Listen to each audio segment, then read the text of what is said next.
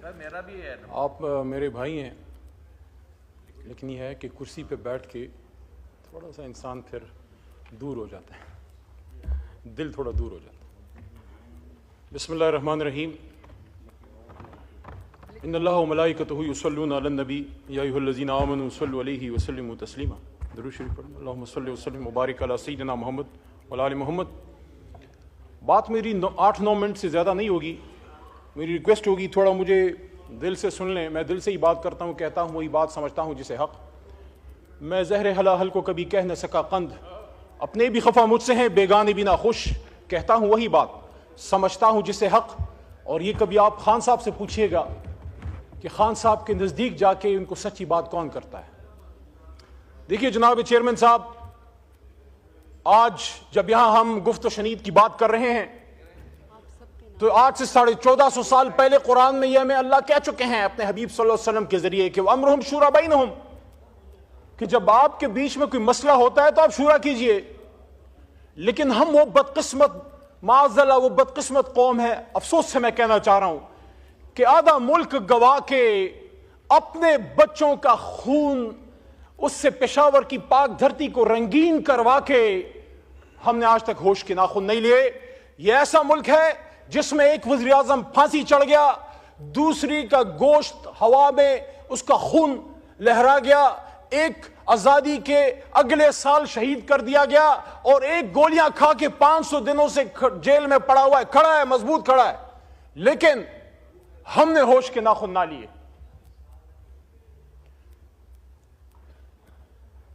मैं समझता हूं जनाबे चेयरमैन साहब कि कोई भी सियासतदान हो, सियासतदान गोली नहीं मारता, सियासतदान बात करता है। सियासतदान की खूबी यह है कि वो बगैर लड़े आपको मुल्क दे देता है। वो पीछे तस्वीर लगी है, घोड़े पे बैठ के हाथ में बंदूक थामे पाकिस्तान आजाद नहीं हुआ था। पाकिस्तान एक पॉलिटिकल वर्कर ने कलम की ताकत से एक बैरिस्टर लिंकन जिन के उसने हमें हासिल करके दिया था। अफसोस उसकी सिर्फ तस्वीर पीछे लगाने के लिए हमने रख छोड़ी है और माल पानी बनाने के लिए रख छोड़ी है। कहते हैं कायदे आज़म दो तो काम होगा। शर्म नहीं आते हमें? यहां बड़ी बड़ी पॉलिटिकल लेगेसीज हैं और सबका मुझे एहतराम है क्योंकि ऐसे नहीं बनती, कुर्बानियों से बनती है। गफ्फार खान बाबा की भी लेगेसी है, आज जो उनके पोते नवासे कर रहे हैं उससे मेरा कोई काम नहीं है, लेकिन मैं इज्जत तकरीम देता हूं गफ्फार खान बाबा को भी, वली खान साहब को भी। भुट्टो साहब की भी लेगेसी है, मुस्लिम लीग की भी लेगेसी है। लेकिन मेरे भाइयों, मुझे आप ये तो बताइए, ये जो इस वक्त डी चौक में शहीद हुए पड़े थे, इनको क्या हिंदुस्तान में आके मारा है? आर्मी पब्लिक स्कूल का सानिहा कल की तारीख में हुआ था। 16 दिसंबर पाकिस्तान की तारीख का स्याह तरीन दिन है। 1971 में एस्टैब्लिशमेंट सियासतदानों को दोष देती है, सियासतदान एस्टैब्लिशमेंट को दोष देते हैं। इतनी बड़ा पाकी दामा की हिकायत, दामन को जरा देख, जरा बंद कुबा देख। कोई कहता है जनरल यहया ने फौज कुशी की, कोई कहता है तुमने इधर हम उधर तुम का नारा लगाया, कोई कहता है हाइब्रिड रजीम है। यह हाइब्रिड रजीम क्या 2017 से आई? 1986 में जब मोहतरमा बेनजीर भुट्टो शहीद पाकिस्तान उतरी एग्जाइल के बाद, पाकिस्तान की तारीख शायद है कि या वो दिन था या 30 अक्टूबर 2011 जब पूरा लाहौर निकल आया था, या पूरा लाहौर बेनजीर के लिए निकला है या इमरान खान के लिए निकला है। लेकिन जब सन 86 में, मेरा सवाल आज इस पार्लियामेंट से, ये मुकदमा जमहूरियत है, मैं किसी नवाज शरीफ, जरदारी या इमरान खान की बात नहीं कर रहा, मैं इस पार्लियामेंट का, इस जमहूरियत का रोना रो रहा हूं कि आज हमें हाइब्रिड रजीम की बात की जाती है। यहां सिलेक्टेड की बात हुई, हमें सिलेक्टेड भी कहा गया, पता नहीं क्या क्या कहा गया। शुक्र है कातिल तो नहीं कहा गया, कातिल तो नहीं है, अपने हमारे हाथों में किसी का खून नहीं है, शुक्र अल्हम्दुलिल्लाह। यहां बेशुमार लोग आया करते थे। इसी डी चौक में मैं, परवेज खटक और शेख रशीद इमरान खान के हुक्म पे जाके एंगेज करते थे। यहां साथजा कराम आए, यहां LHVs आए, यहां नर्सेज आए, यहां सरकारी मुलाजमीन आए, यहां उलमा कराम आए, यहां बिलावल साहब आए, यहां मरियम नवाज साहब आई। हमने एंगेज किया, न गोली चलाई, न किसी को पकड़ा। 24 घंटे से ज्यादा रिकॉर्ड किसी के पास नहीं है कि हमने किसी को जेल में रखा। जनाब चेयरमैन साहब, यहीं इसी कुर्सी पे कायद ऐवान तशरीफ फरमा थे शहबाज शरीफ साहब, और मैंने उनके सामने ये गोश गुजार की बात, मैं तकरीर के दौरान चिट्टे नहीं पढ़ता, मुझे पता है मैंने क्या कहना है, मेरी उम्र गुजर गई है, 10 साल मेरे इस पार्लियामेंट में गुजर गए हैं, वल्लाह मैंने यहां लड़ाई देखी है। ऐसे लगता है जैसे हम घरों से यहां लड़ने के लिए आते हैं, जैसे ये कैमरास बंद होते हैं फिर आपस में चाय पीते हैं। ये मुनाफिकत नहीं है। एक दूसरे की शादियों में जाते हो, एक दूसरे से मिलते मिलाते हो, इकट्ठे जाके उम्रे करते हो, लेकिन जब कौम की बात आती है फिर आपस में लड़ते हो। किसको दिखाने के लिए? अल्लाह को राजी करो यार। इज्जत जिल्लत इमरान खान, नवाज शरीफ या जरदारी के हाथ में नहीं है। इज्जत और जिल्लतों का मालिक वो है जिसके 100 नाम ऊपर लिखे हुए। आज वो बात करो जो खुदा लगती बात हो, जो हक लगती बात हो। एबटाबाद डिवीजन में जनाब चेयरमैन साहब, मैं एक एक शहीद के घर गया हूं। यहां छोटा भाई इधर बैठा हुआ था, अता तारड़ साहब इस वक्त नहीं है। मैं उनको कहता हूं, अता भाई मैं आपको हाथ से पकड़ के, मेरी गाड़ी में, उसमें मेरा अपना जाती पेट्रोल है, मेरे साथ चलें, कम से कम जिन शहीदों को मैं जानता हूं उनके कब्रों पे मेरे साथ जाएं। और मेरा आपसे वादा है, रेंजर का शहीद आपका नहीं मेरा भी शहीद है, इकट्ठे रेंजर्स की शहादतों दुआओं पे भी जाएंगे। लेकिन एबटाबाद डिवीजन नथिया गली के टॉप में एक पहाड़ी के सिरे पे एक नौजवान मुबीन मलिक की जो शहीद हुआ है यहां, और उसकी जो गोली बॉडी पे लगी है वो आर पार नहीं गई, उसमें एक बुलेट वुंड है। और यहां लॉयर्स बैठे हैं, मरवत बैठा है पीछे, मरवत साहब बैठे हैं, आप भी लॉ के स्टूडेंट हैं। जब बॉडी से गोली आर पार नहीं जाती, इसका क्या मतलब है? इसका मतलब है कि इट्स अ स्नाइपर शॉट। उसकी छोटी बच्ची आयत नूर, यकीन करें बहुत खूबसूरत फरिश्ते जैसी छोटी सी बच्ची उसके बाप के हाथ में थी, और उसकी कब्र पर मैं बैठा और उसके बाप की खाली आंखें, क्योंकि उसका बेटा यहां शल पंप पे मजदूर था। क्या गुनाह किया था उसने? वो भी तो किसी का बिलावल था, वो भी तो किसी का कासिम या सुलेमान था या हमजा था। एबटाबाद का अब्दुल कादिर, उसका छोटा बेटा हिजबुल्लाह, रात के अंधेरे में जब आग हमने जलाई, उनके घर में बैठने की जगह नहीं है। एबटाबाद की सर्दी का आपको पता है, खुले आसमान तले आग जला के हमारे साथ वो बैठे हुए थे। उसका छोटा बच्चा हिजबुल्लाह जो मदरसे और स्कूल में पढ़ता है, सवाल करता है कि मेरा बाप क्यों मरा? आर्मी पब्लिक स्कूल में तो दहशतगर्द आए थे, यहां कौन आया था मेरे भाई? यहां कौन आया था? पार्लियामेंट के सामने ला इलाहा इल्लल्लाह मुहम्मदुर रसूलुल्लाह के सामने यहां गोलियां चल रही थी। यहां में कहा जाता है नहीं मारा तो किसने मारा? Forget about this point that they were the workers of Pakistan Tehreek Insaf. They were Pakistanis, and according to the Constitution of Pakistan, Article 9. Article 9, और मैं अप्रिशिएट करता हूं आज राना सनाउल्लाह ने, राना साहब ने अच्छी बात की है कि दोनों तरफ जो शहीद हुए हैं उन सब के लिए इन्ना लिल्लाहि व इन्ना इलैहि राजिऊन पढ़नी चाहिए। मैं पढ़ चुका हूं। ये दोनों तरफ के नहीं है, ये एक तरफ के हैं। काश हम समझ पाए, हुजूर सल्लल्लाहु अलैहि वसल्लम की हदीस का मफहूम है कि वक्त तुम पे ऐसा आएगा कि मारने वाला भी मुसलमान और मरने वाला भी मुसलमान। लेकिन मेरे भाइयों, मेरे पाकिस्तानियों, मेरे चेयरमैन साहब, आप खुद एक ऐसे सूबे से हैं जो हमेशा मुश्किलात का शिकार रही है, एक ऐसे शहर से हैं जहां हमेशा खून की होली खेली गई है। मुझे जिस चीज का दुख है बतौर पाकिस्तानी, आप सब मेरे भाई हैं, मेरे किसी से नफरत नहीं है। वहां जिस सीट पे अता तारड़ बैठे हैं, वहां मैंने जब 9 अप्रैल की रात स्पीच की थी, आप इधर 170 बैठे हुए थे। मुझसे अक्सर पूछा जाता है तुम्हें डर नहीं लग रहा था उस रात? तुम अकेले थे और ये 170 थे। मैंने कहा मैं उनको दुश्मन नहीं, सिर्फ एक सियासी मुखालिफ समझता हूं, मुझे उनसे कोई डर नहीं था। लेकिन मुझे जिस चीज का दुख है वो ये है कि जो यहां डी चौक पे शहीद हुए हैं आगा साहब, उनकी न सिर्फ जान गई है बल्कि उनका मान भी टूटा है।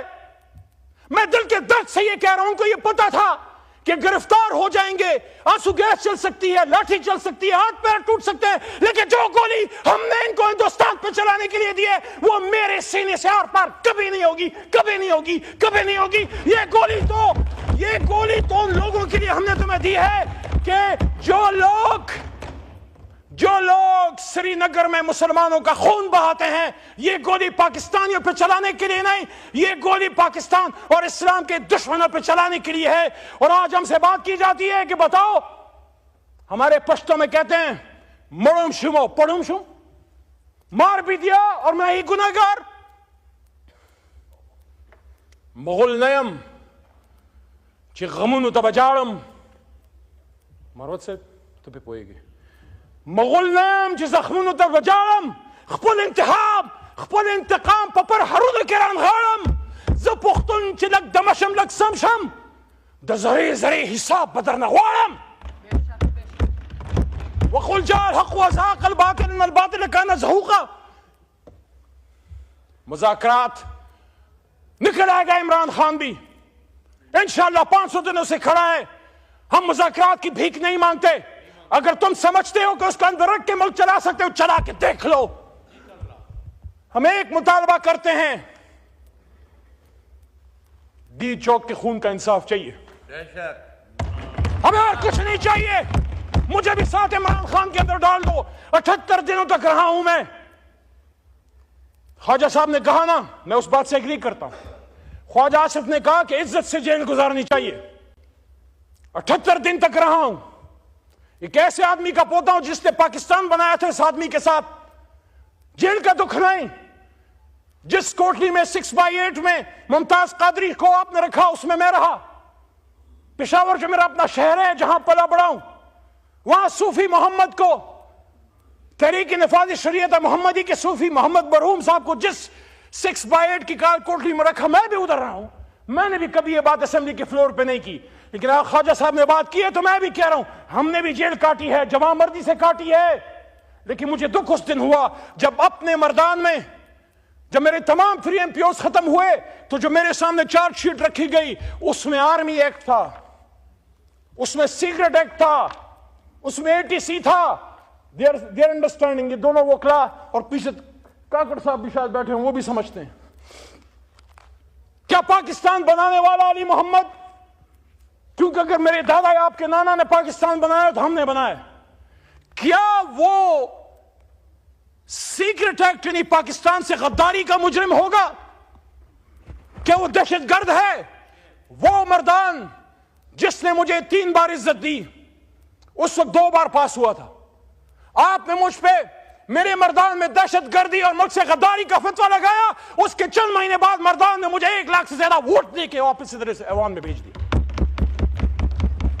دیکھیں خدا لگتی بات کریں یہ پاکستان مغربی پاکستان والوں نے نہیں مشرقی پاکستان والوں نے بنایا تھا بنگالیوں نے بنایا تھا ہم ان کو 2nd درجے کے سٹیزن سمجھتے تھے ہم ان سے بات کرنا توہین سمجھتے تھے ہم سمجھتے ہیں یہ لڑ نہیں سکتے ہم سمجھتے ہیں سول سروس نہیں چلا سکتے وہ جیت گیا ہم نے اس کو حکومت دے دیتے حکومت کیا ہو جاتا ہاں غیر ملکی سازشیں ہوئیں وہ کیا کہتے ہیں کہ دیوار کیا گری میرے کچے مکان کی لوگوں نے میرے گھر میں میرے آنگن سے یا گھر سے رستے بنا لیے جب ہم نے حق نہیں دیا تو پھر اگر تلا سازش ہوئی جب ہم نے حق نہیں دیا تو مکنی بہانی بنی اور اندرا نے اس کو اندرا گاندھی نے سپورٹ کیا لیکن بنگالی یہ بھی تو اپنے آپ سے سوال کیجئے وہ بنگالی جو ہم سے پہلے پاکستان زندہ باد کہتے تھے وہ بنگالی پھر ہندوستان جا کے مکتی بانی کی ٹریننگ کون لے رہا تھا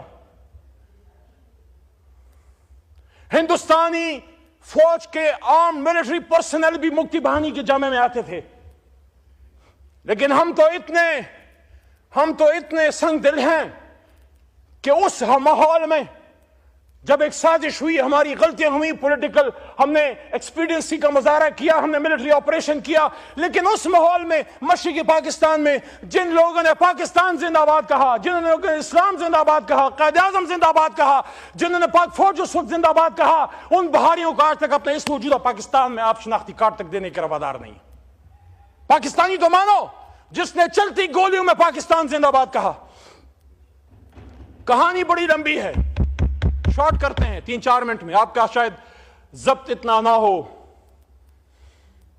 آرمی پبلک سکول میں ہسٹری کا اسٹوڈنٹ ہوں اور چیزوں کو دیکھتا ہوں میں میڈیا میں روز جاتا ہوں 10 سال سے جا رہا ہوں جب 16 دسمبر 2014 ہو رہا تھا جناب راجہ پرویز اشرف صاحب سابق وزیر اعظم آپ بھی ذمہ دار عہدے پر ہیں آپ کے دل میں بھی درد ہے ملک کا اس واقعے سے چند دن پہلے انڈین سیکورٹی ایڈوائزر اجیت دوال نے آن ریکارڈ کہا تھا ہم اس پاکستان کو سبق سکھائیں گے ہم ان کو تکلیف دیں گے شہریار بھائی بیٹھے انٹیریئر منسٹری چلائی ان کو ان چیزوں کا پتہ ہے کیا ہمیں وہ دکھ وہ درد محسوس ہوتا ہے آنکھوں سے آنسو چلے جاتے ہیں لیکن وہ مائیں کہتی ہیں ہمارے بچوں کو شہید مت کہو हमने उनको स्कूल शहादत के लिए नहीं, उनको स्कूल के बैग पीछे बांध के भेजा था। उन्होंने इंजीनियर बनना था, उन्होंने डॉक्टर बनना था, उन्होंने आपकी कुर्सी पे बैठना था। जनाब चेयरमैन साहब, उनको उस छोटी सी उम्र में मासूम शहीदों को, यह सिर्फ एक शहादत नहीं है, अगर हम इसको समझें, गैरत है बड़ी चीज जहाने तगदों में।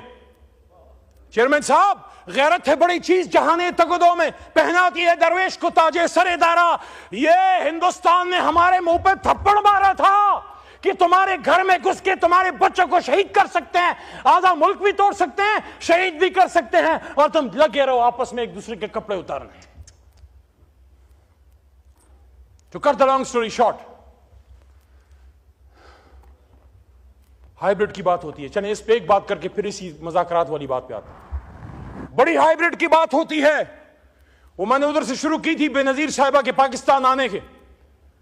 मैं नहीं कहता कि हम 100% कोई ऐसी, मैं कहता हूं कि आसमान से फरिश्ते हैं, हमसे गलती नहीं हुई, लेकिन हमने अगर गलती की है तो 2011 के बाद की होगी। जनाब राना सनाउल्लाह साहब 30 अक्टूबर के बाद शायद की हो। 1988 में जब बेनजीर वजीर आजम बन रही थी, आप मुझे बताएं, उसके 2 साल बल्कि 18 महीने टू बी वेरी एग्जैक्ट, वो हाइब्रिड रजीम नहीं थी क्या? IGI जब बनी हाइब्रिड रजीम नहीं थी क्या? हमीद गुल साहब इज ऑन रिकॉर्ड कि उसमें जब उसामा बिन लादेन का पैसा इस्तेमाल हुआ बेनजीर के खिलाफ, क्या वो हाइब्रिड रजीम नहीं थी क्या? ये आज की कहानी तो नहीं, 100 बरसों की दास्तान है जनाब चेयरमैन साहब। 3-4 चीजों का बड़ा दुख है मुझे।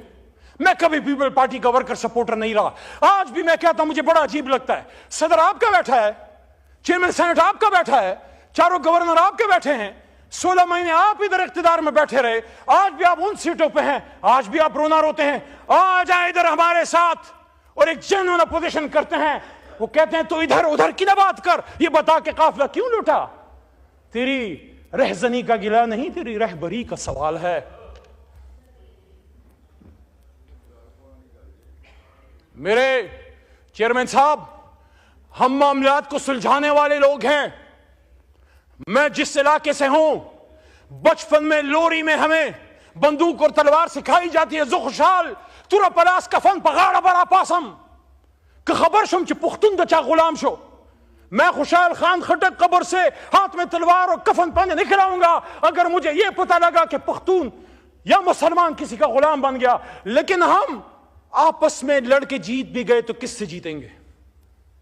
लाश तो पाकिस्तानी की गिरी है ना। अगर इधर अनीस सत्ती की गिरी है इस्लामाबाद में, मैं सब जगहों पे गया हूं। वो अपनी मां को ये कह के गया था चेयरमैन साहब कि मेरे लिए दुआ करना, मैं अपने लीडर को आजाद करने निकला हूं।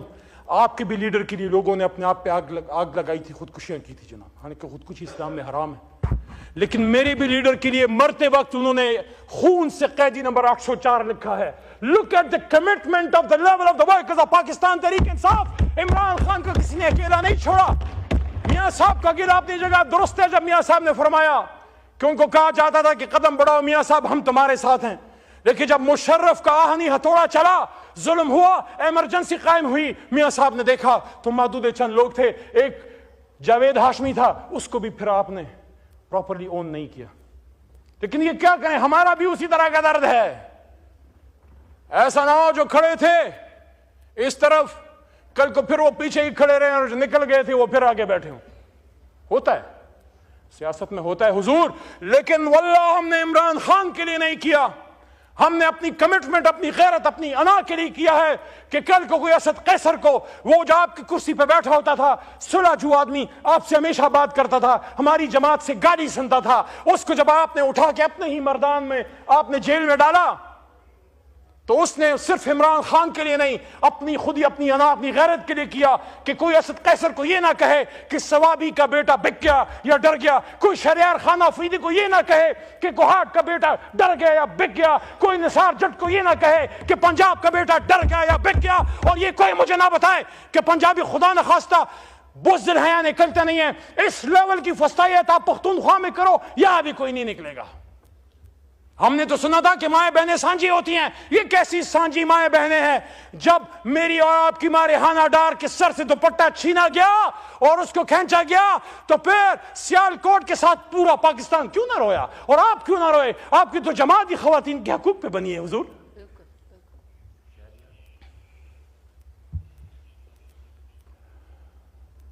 22 नवंबर, आखिर में आता हूं, मुज़ाकरात।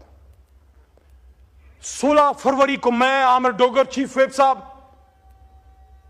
और हमारे साथ सरदार लतीफ खोसा साहब आज नहीं है ऐवान में, हम 3 लोग इमरान खान से मिलने गए। ये बात बड़ी अहम है। मैं गवर्नमेंट बेंचेस जो मुझे सुन रहे हैं, साहिब और राय लोग, बूट वाले नहीं कलम वाले, सबसे मुखातिब हूं। चले बूट वाली भी डाल दे, सबसे मुखातिब हूं। 16 फरवरी को इलेक्शन हुए हुए सिर्फ 1 हफ्ता हो चुका था। मैं, आमिर डोगर और सरदार लतीफ खोसा इमरान खान साहब से मिलने गए। मेरे जहन में ये चीजें चल रही थी। मुझे इससे कोई गर्ज नहीं है कि इस कुर्सी पे कौन बैठता है, मुझे इससे गर्ज है कि मुल्क आगे चले। उस वक्त आपकी हुकूमत नहीं बनी थी, अभी इसका फैसला नहीं हुआ था, अभी इसका फैसला नहीं हुआ था कि कौन बैठेगा। फॉर्म 47 की रोशनाई अभी कच्ची थी, फॉर्म 47 अभी खुश्क नहीं हुआ था, उस पर दूसरा रंग चढ़ने के करीब था। खान साहब से मैंने पूछा कि खान साहब, आपने पिछले साल 2022 रमजान में जमान पार्क में आपसे एक मीडिया पर्सन ने पूछा क्या फतह मक्का की बात करते हैं, क्या आप आज भी फतह मक्का मॉडल पे खड़े हैं? मैंने जब ये बात की तो क्या अपने क्या पराए सारे मेरे पीछे पड़ गए। और यार, आप मुझे इमरान खान से वफा मत सिखाओ। आप जब और जमातों में बैठ के जी भुट्टो कहते थे, या जब मियां साहब आवे आवे कहते थे अली मोहम्मद इमरान खान के साथ, तब भी खड़ा था, आज भी खड़ा है और इंशाल्लाह बाद में भी खड़ा होगा। मैं जो बात करता हूं इसलिए करता हूं कि इमरान खान निकले, मुल्क आगे जाए। मैंने खान साहब से कहा आप खड़े हैं? उन्होंने कहा हाँ, मैं फतह मक्का मॉडल पे खड़ा हूं। और फतह मक्का मॉडल का क्या है कि जीत के बाद इंतकाम नहीं, आम माफी।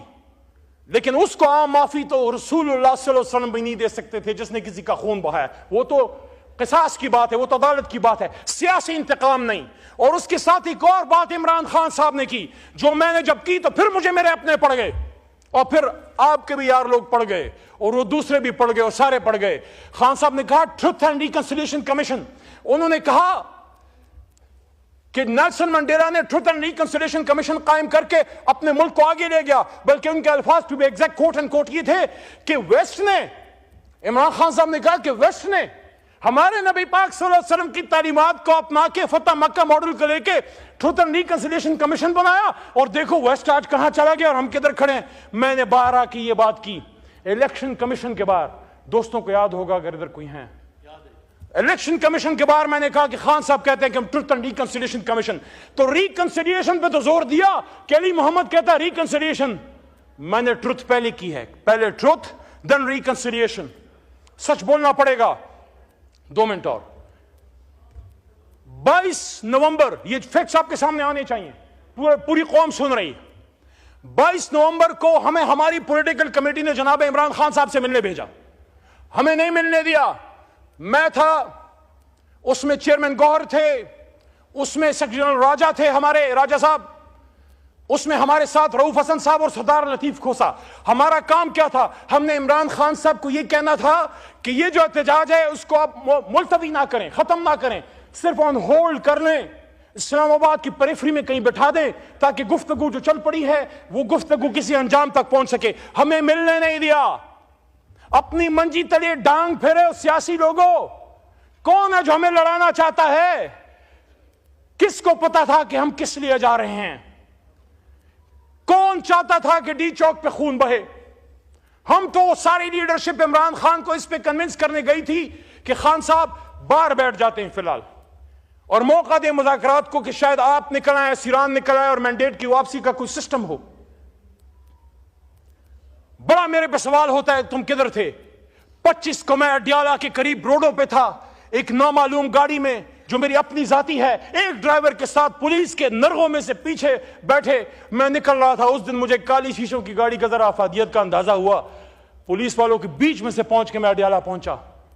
यहां राणा साहब ने कहा ना कि इजाजत दी गई थी। राणा साहब अली को इजाजत नहीं मिलती, क्योंकि किसी को पता है कि अली जो है मामलात को ठीक करना चाहता है, अपने लीडर को बगैर लड़े बगैर खून बहाए निकलवाना चाहता है। उस दिन गौहर साहब को भेजा गया अंदर, सैफ साहब को भेजा गया अंदर, अली मोहम्मद फिर भी 2 घंटे अडियाला के बाहर बैठा रहा। और उसके बाद 5-6 दफा मैं गया हूं, मुझे नहीं मिलने दिया जाता, क्योंकि हम चाहते हैं ये खून बहना बंद हो, ये लड़ाई मार कुटाई बंद हो, आप बात करें और निकले इस जंजाल से, इस मुसीबत से। इमरान खान भी सहवान में आए, मियां नवाज शरीफ भी आए। और अब आखिरी बात की तरफ आता हूं। देखें, हम स्कूल गोइंग थे जब मियां साहब वजीर खजाना थे। बिलावल साहब अपनी मां की गोद में जेल के आगे बैठे रहते थे। नस्ल जवान हो गया, आज बिलावल की खुद शादी की उम्र है, उसकी माशाल्लाह जो सिस्टर हैं उनकी माशाल्लाह अब बच्चे हैं। इतना वक्त गुजर गया बीच में। मियां साहब की अपनी बेटी वजीर आला बन गई, इमरान खान साहब वजीर आजम बन गए, एक नस्ल जवान हो गई, दूसरी शादी की उम्र तक पहुंच गई। लेकिन पाकिस्तान में म्यूजिकल चेयर खत्म नहीं हुआ, लड़ाइयां खत्म नहीं हुई, आपकी हाइब्रिड रजीम खत्म नहीं हुई। आपकी लोगों को यह एक फैसला कर लो कि पाकिस्तान को चलाना है तो पार्लियामेंट से चलाना है। रावलपिंडी अगर जाना है तो सिर्फ किसी की दुआ या तकरीब में जाएं, किसी से इशारे में इशारे ना लें, अपने अल्लाह से इशारे लें, अपने अल्लाह के हुक्म पे आए, अवाम की ताकत से आए, अवाम की वोट से आए। और उनको भी बताएं, जब तक आप अपने आखिरी बात आप अपने आईनी रोल में होंगे, जब तक आप अपने आईनी रोल में होंगे, जब तक आप बॉर्डर्स की हिफाजत करते हैं, जब तक आप हिंदुस्तानी सांपों को कुचलते हैं, हम आपको अपने सर पे बैठाते हैं। लेकिन जब आप हमारे अपने मुल्क में हमारे बच्चों के सर कुचले जाते हैं, फिर हमें दुख होता है, फिर हमें तकलीफ होती है, और फिर हम सवाल करते हैं। और जब सवाल करते हैं तो अपनी शहर मर्दान में फिर आर्मी एक्ट और सीक्रेट एक्ट और एंटी टेररिज्म एक्ट, और क्या सिर्फ हम पे लगे, आप पे नहीं लगे?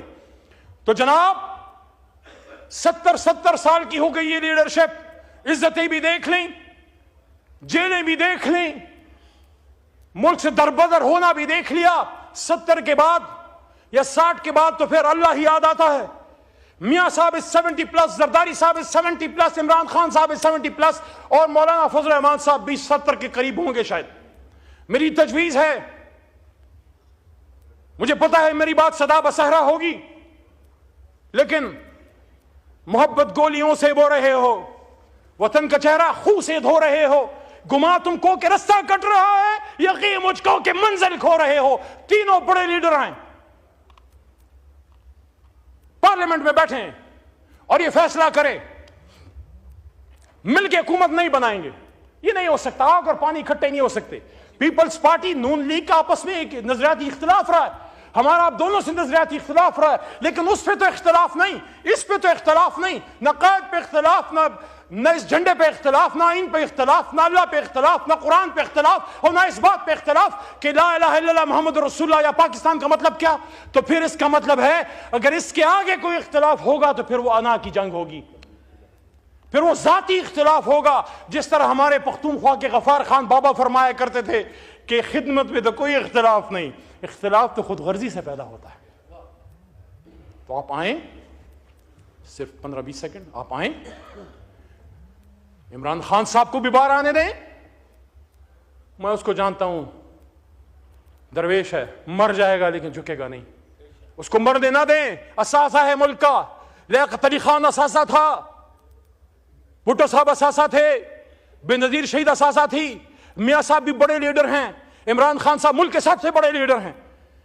जज, जर्नल, ब्यूरोक्रेट, इंजीनियर, डॉक्टर रोज पैदा होते हैं, लीडर सालों में पैदा होता है। उसको गोलियां तो मत मारो यार, उसको गोलियां तो मत मारो यार, उसको शहीद तो मत करो यार, उससे कौम को फायदा लेने दो यार। इमरान खान, मियां नवाज शरीफ साहब और आसिफ अली जरदारी साहब की रिस्पॉन्सिबिलिटी बनती है। इस मुल्क ने आपको बड़ी इज्जत दी है, आप कहीं नहीं, तारड़ साहब ना पीएम हाउस में ना सदर हाउस में, आप पार्लियामेंट हाउस में आइए, तीनों बड़े लीडर बैठे और उसके बाद उसको वसी करें। मैं पहले 3 की बात क्यों कर रहा हूं?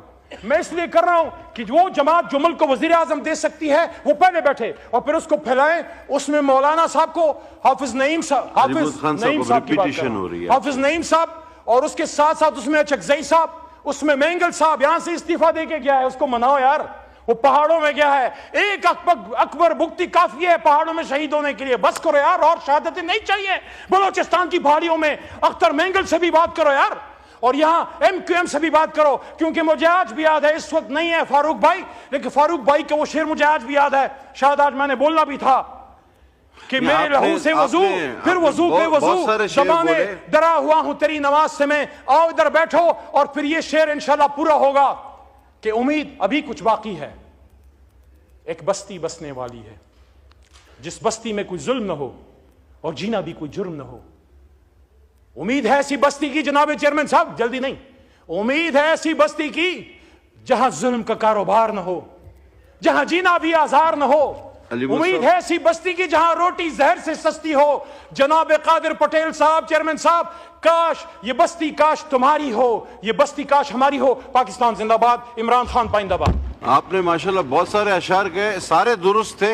एक की तस्हीह में कर दूंगा, वो थोड़ा सा ठीक नहीं था, वो था